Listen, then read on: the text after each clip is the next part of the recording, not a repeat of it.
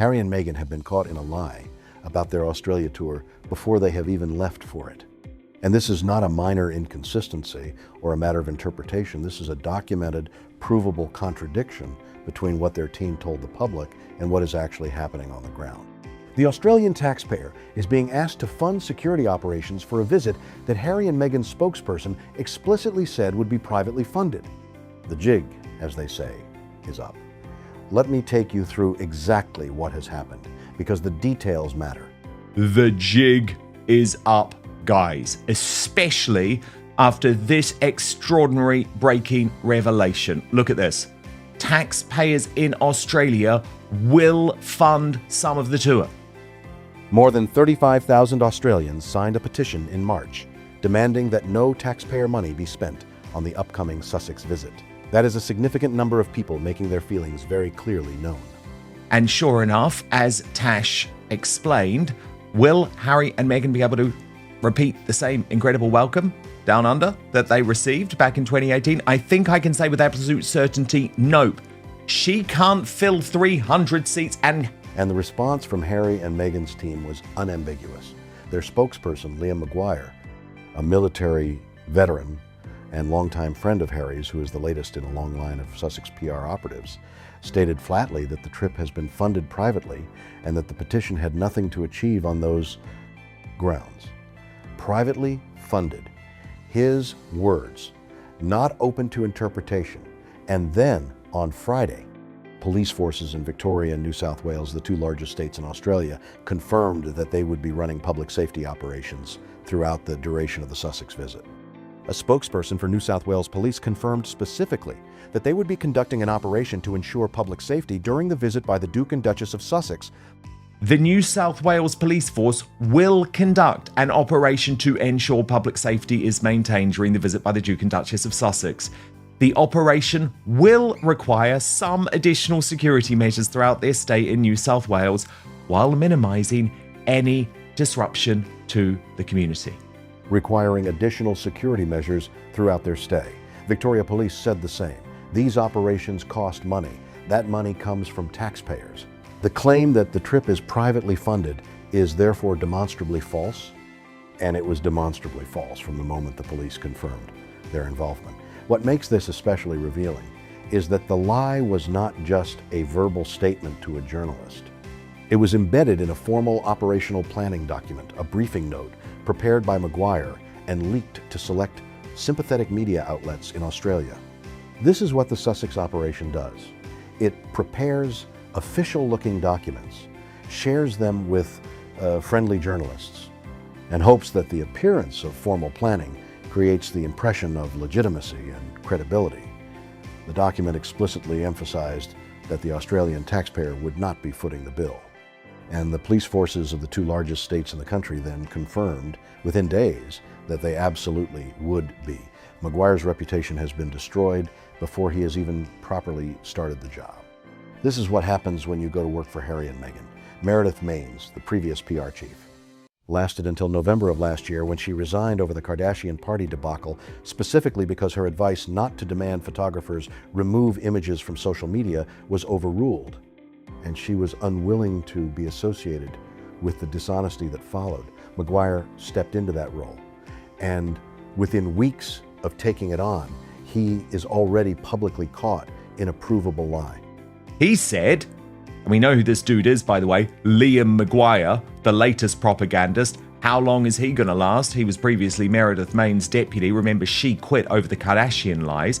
But he said it's a moot point. The trip is being funded privately, so I'm not sure what this petition hopes to achieve. The pattern is consistent. The Sussex operation demands that its communications people say things that are not true, and when those things are exposed as untrue, the communications person takes the reputational hit, while Harry and Meghan move on to the next spokesperson. Now let's talk about what this tour actually is, because there is a very deliberate attempt to blur several important lines, and the blurring is itself part of the story. Harry and Meghan are presenting this as something close to an official royal tour. The itinerary joint appearances focusing on veterans and mental health, a visit to a children's hospital, an Invictus Australia event on Sydney Harbour, Meghan visiting a women's homelessness shelter, Harry attending an AFL game in Melbourne. and a rugby match in Sydney reads exactly like the program you would see for a working royal couple visiting a Commonwealth country. And that is entirely intentional. The operational notes describe their activities in the language of official royal engagements. The joint appearances, the charitable visits, the community focus. But Harry and Meghan are not working royals. They have not been working royals since 2020. They do not represent the King. They do not represent the Crown. They have no official standing in Australia or anywhere else beyond their personal titles. And those personal titles, Duke and Duchess of Sussex, were explicitly not taken away from them by the Queen, who could have done so, but chose not to. So they retain the titles. They use the titles. They use them to present what is, in commercial reality, a private, money-making trip as something that has the weight and dignity of an official royal engagement. And they are spending Australian taxpayer money on police operations to facilitate it. The operational document also includes a remarkable section that tells you everything you need to know about how the Sussex PR operation works. It contains what is called an anticipatory Q&A. Essentially, Harry and Meghan's team writing out the questions they expect journalists might ask, and then writing their own preferred answers to those questions. They are, in effect, interviewing themselves and distributing the results as though they represent genuine media engagement. One of the questions they anticipated is, critics say this is a publicity tour. How do you respond? And their prepared answer is, the program is rooted in long-standing areas of work for the Duke and Duchess with a clear focus on amplifying organizations delivering measurable impact. The visit prioritizes listening, learning, and supporting communities rather than promotion. This is not an answer to the question. It is a collection of words designed to sound like an answer while actually saying nothing. What are the organizations? What is the measurable impact? How these two are literally living a fantasy now. There's no pseudo royal visit. They don't even have a charity. This is all just a private money-making tour. So, Mr. Maguire, you are delusional. What specifically have Harry and Meghan done in Australia or for Australia that justifies framing this as rooted in long-standing work? None of that is addressed.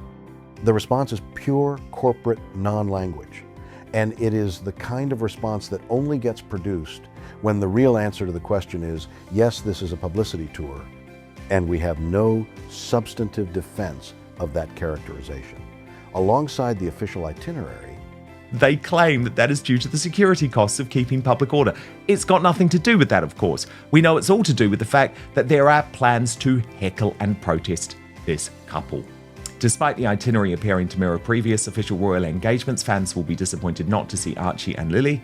Meghan is also holding what has been described as a women's lifestyle retreat, her best life event at the Intercontinental Hotel in Sydney's Coogee Beach.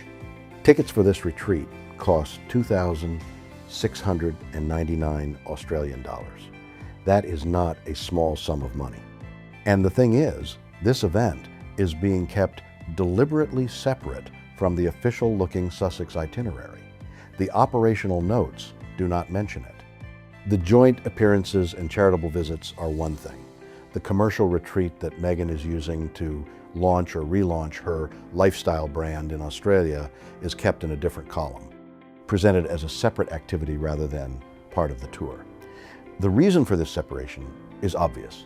It would be considerably harder to maintain the fiction that this is a charitable, community-focused visit if one of the main events is a $2,700 women's retreat. And what does this retreat actually contain?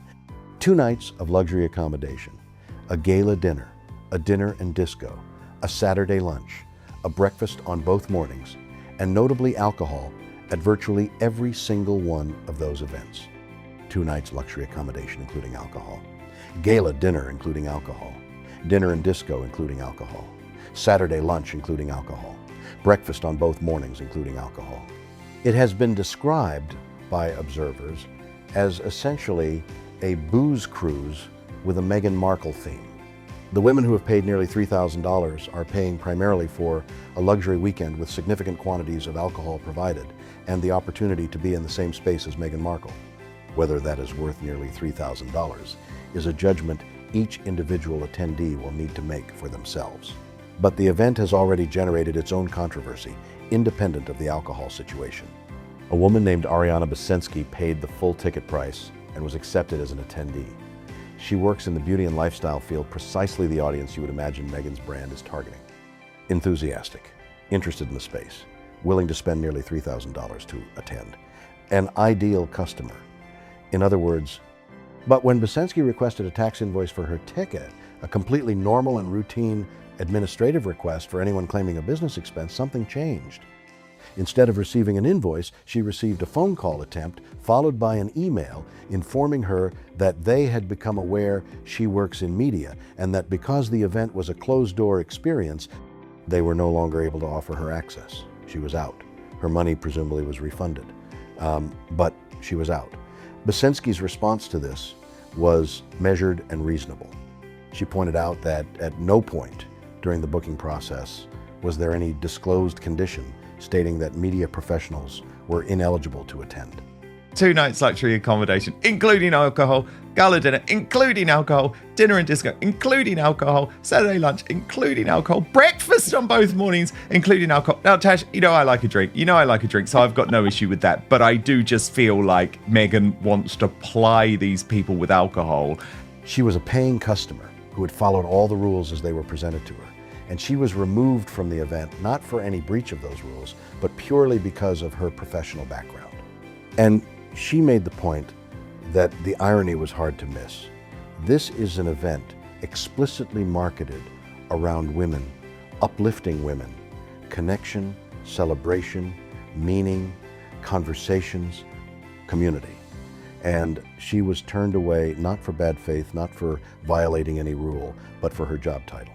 This is a classic example of the Sussex operation's fundamental paranoia around media. Everything is controlled, everything is managed, every potential point of unfiltered observation is eliminated.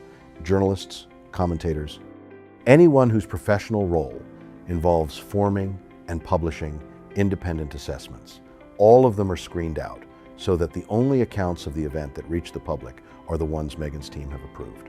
Quite a woke journalist. This is what's interesting. So she paid $2,699 and she actually said she wanted to be part of it and that actually this wasn't any type of sort of undercover operation. The retreat is designed to be experienced exclusively by paying fans who will presumably describe it in the glowing terms that Meghan's team would write themselves. Any voice that might offer an honest assessment of whether the experience matches the marketing is removed before it can observe anything. And here is the particularly striking detail. While a professional woman working in beauty and lifestyle was removed from the event, there are reports that an individual known for aggressive online harassment of Meghan's critics, someone whose behavior has been described as that of an online terrorist, by people who have been on the receiving end of it, was apparently allowed to attend.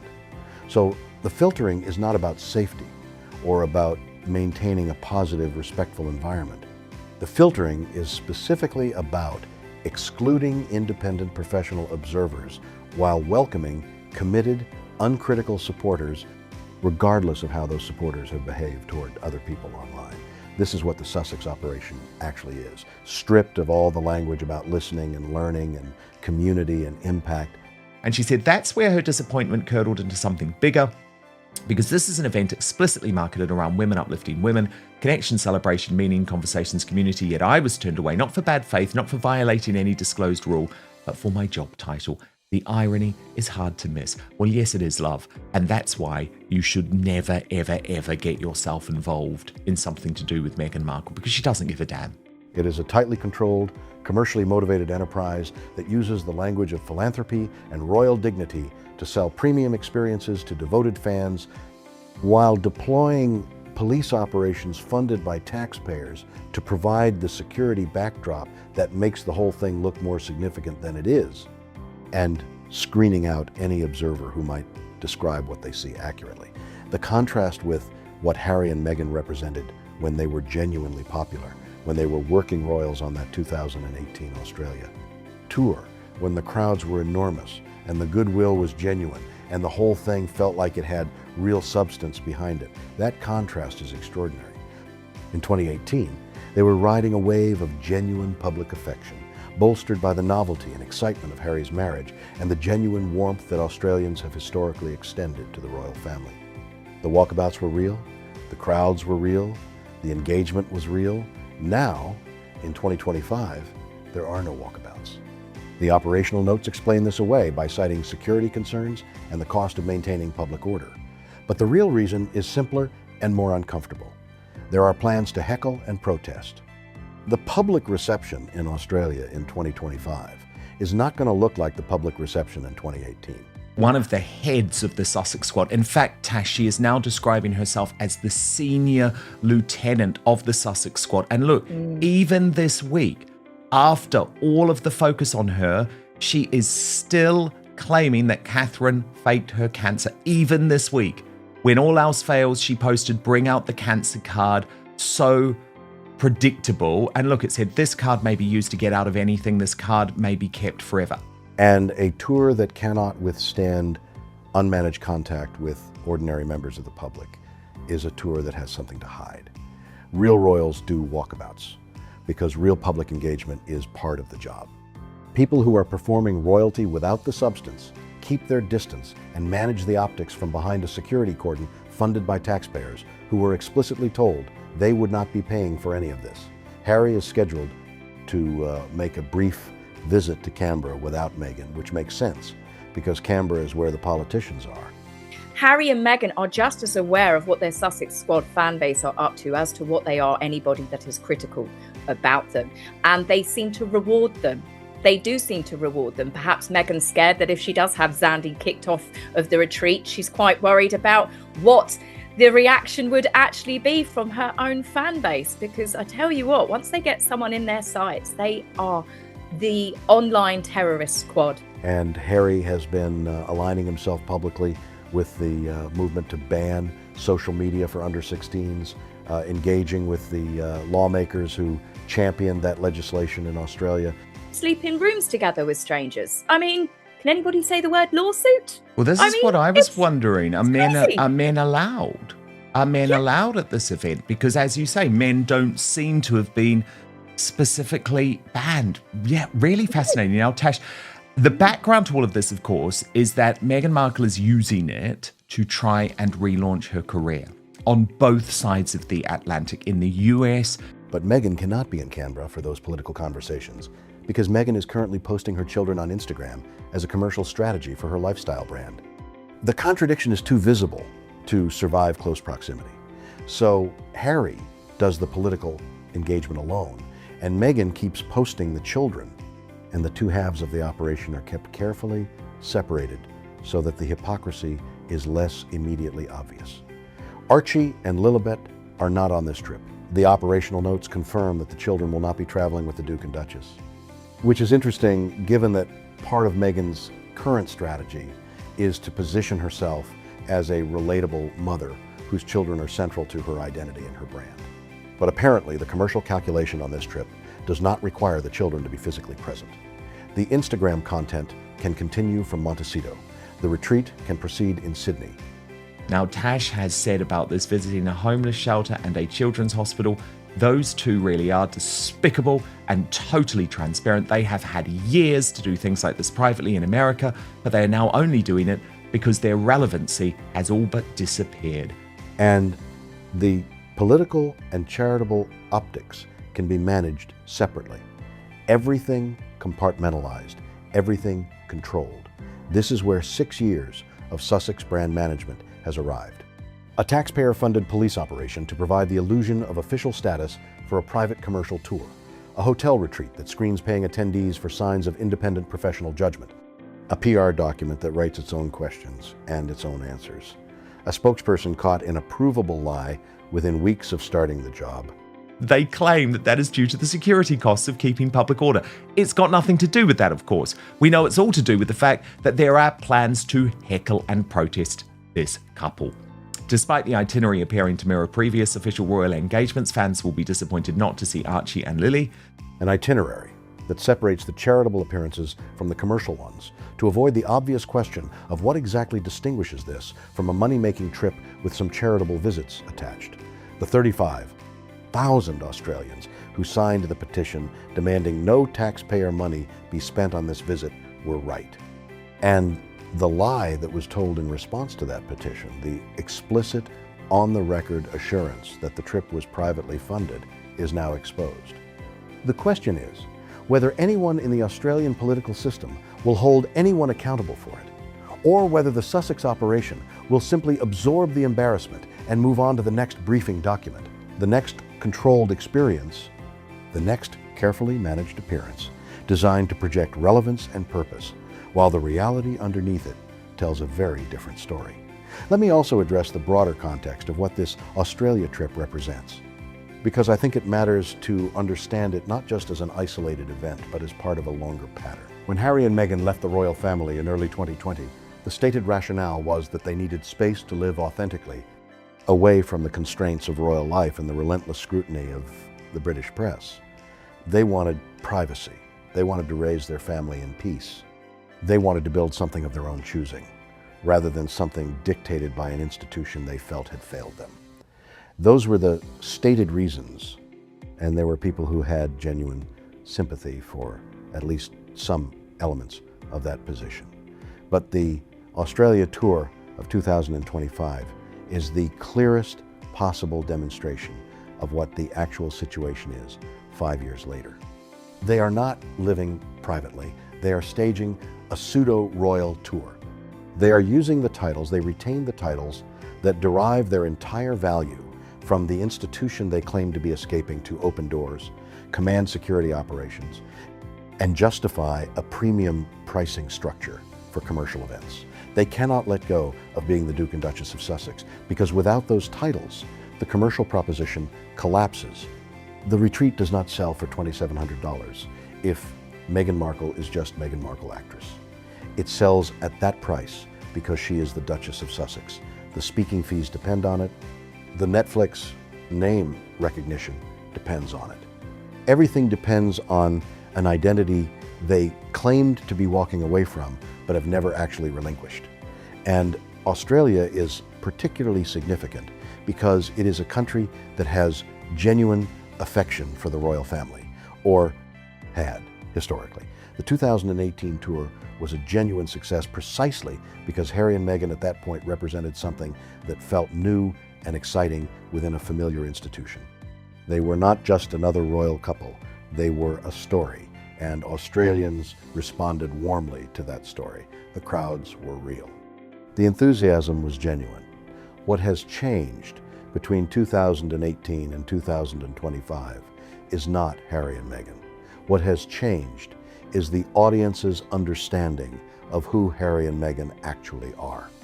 The Oprah interview, the Netflix documentary, the memoir, the Spotify podcast that was quietly canceled, the Netflix shows that underperformed, the departing staff, the lost agent, the speaking engagements that do not sell out, the briefings that turn out to be lies, all of it accumulated over 5 years has given the Australian public and the global public considerably more information about the gap between the Sussex brand and the Sussex reality than they had in 2018. And the response to that additional information has been walkabouts canceled due to security concerns, journalists screened out of commercial events, PR documents that write their own questions, spokespeople who are provably lying within weeks of taking the job.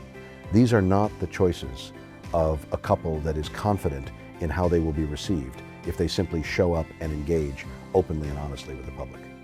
These are the choices of a couple that knows the unmanaged reality is not going to produce the images they need.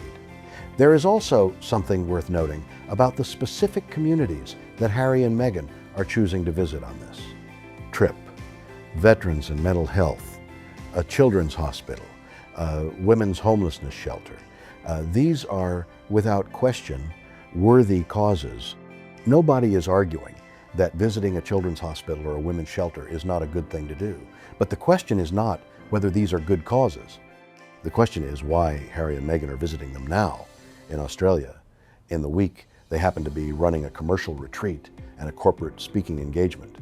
And the answer, which their PR document was specifically designed to obscure, is that the charitable visits provide the moral and reputational cover for the commercial activities. You can present a money-making trip as a humanitarian mission if you attach enough hospital visits to the itinerary.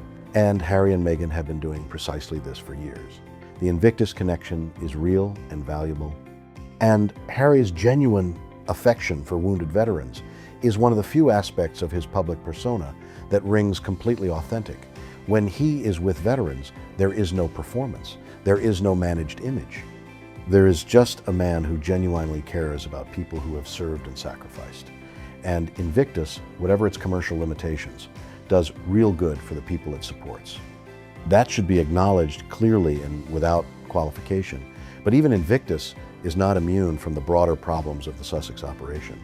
There have been departures from the Invictus leadership in recent months.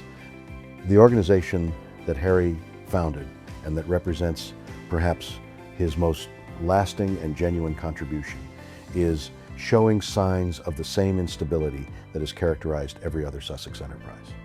And if Invictus starts to wobble, Harry loses the one thing he has that is genuinely his own, genuinely valued, and genuinely above the level of PR management and commercial calculation that has corroded everything else he and Meghan have touched. The women's retreat, meanwhile, continues to generate stories that seem almost designed to confirm every criticism that has ever been made of Meghan. The alcohol at every meal and every event. The stranger sharing a room situation that observers have pointed out raises obvious liability questions. The removal of a paying attendee because she works in media, despite no disclosed rule prohibiting media professionals. The apparent presence of known online harassers who are welcomed because their devotion to Meghan is unquestioned.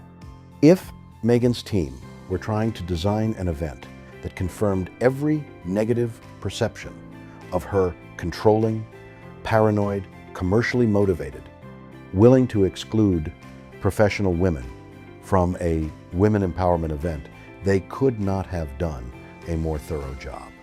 And yet here we are. The retreat proceeds, the operational notes circulate. The police operations are funded by taxpayers who are told they would not fund them. The spokesperson maintains his position despite being publicly caught in a demonstrable lie. And somewhere in Montecito, the Instagram content of Archie on a snowy slope continues to be posted while Harry makes his solo visit to Canberra to discuss social media dangers for children. The through line of this entire story, the thing that connects the taxpayer lie and the screened attendees and the self-written Q&A and the canceled walkabouts, is control. Everything the Sussex operation does is oriented around maintaining control over how they are perceived. Every piece of content is managed. Every access point is screened. Every potential source of unfiltered observation is eliminated before it can observe anything. Every question is answered with their own preferred response, drafted in advance and distributed to friendly media. But here is the problem with that level of control. It is exhausting to maintain. It is impossible to maintain perfectly. And every time a crack appears, every time a police spokesperson confirms something the PR document denied, every time a removed attendee talks to the press, every time a former staff member stops being loyal, the gap between the managed image and the underlying reality becomes more visible.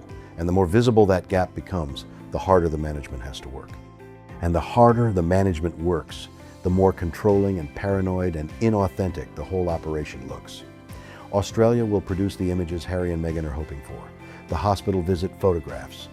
The Invictus gathering on Sydney Harbour. Meghan looking gracious and purposeful at the shelter. Harry looking engaged and comfortable at the rugby.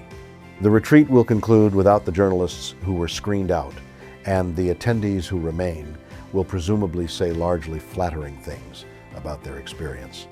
And the Sussex communications machine will point to all of it as evidence that the tour was a success, that the relevance is intact, that the critics were wrong. But underneath those managed images, the reality that produced them will still be there. The police operations funded by the taxpayers who were told they would not pay. The spokesperson whose first major public moment was being caught in a lie. The $2,700 retreat from which professional women were excluded. The walkabouts that were canceled because the unmanaged public cannot be trusted to behave as required. The Invictus event on Sydney Harbor that is real and good and valuable, used as reputational cover for commercial activities that cannot withstand that level of scrutiny on their own. That is the Australia tour. That is what it actually is. And no amount of operational planning documents, anticipatory Q&As, or carefully screened retreat attendees can change what the evidence shows.